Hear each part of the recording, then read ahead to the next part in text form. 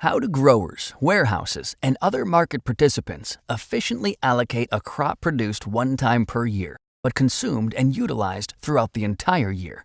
Market participants use calendar spreads in the grain and oilseed futures markets to discover prices and manage their risk associated with growing and storing grains.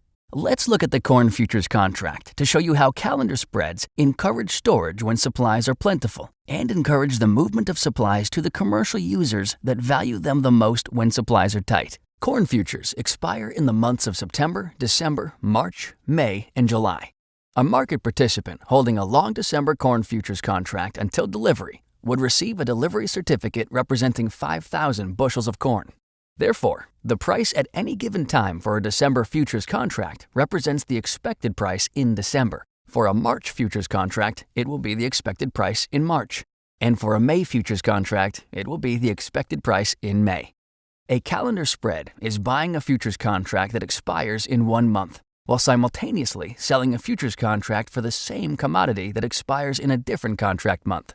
The price of a calendar spread is the price difference at a given point in time between the two futures contract expiration months.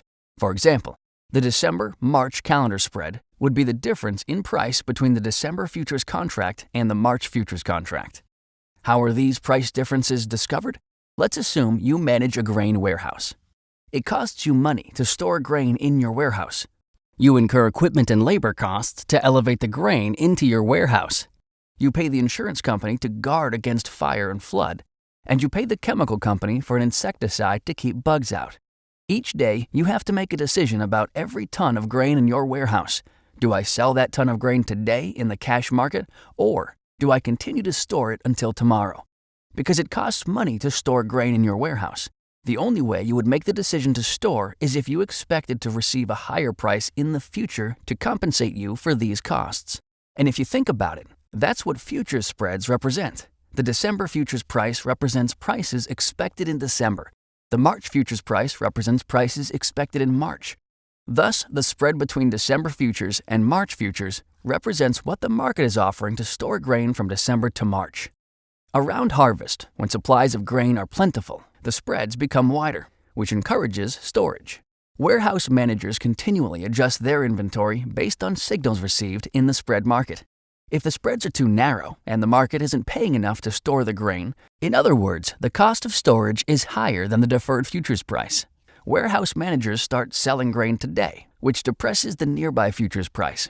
Less inventory will be available in the future, so the deferred futures price rises. This will continue until the buyer in the market get exactly the amount of grain that they want today, and the rest of the grain is stored for tomorrow. Late in the crop year, when supplies of grain become short, the spreads narrow to discourage storage. For example, if the spreads are too wide and supplies are short, users of grain bid up the nearby price, which narrows the spread and encourages the selling of grain out of storage. In extreme cases, the supplies of grain can get so short that the futures price invert, meaning that the nearby price is greater than the deferred price.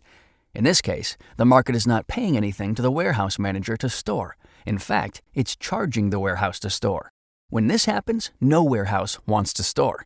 But users of the grain, be it millers or exporters or feeders, don't want to be forced to shut down their businesses because they run out of grain.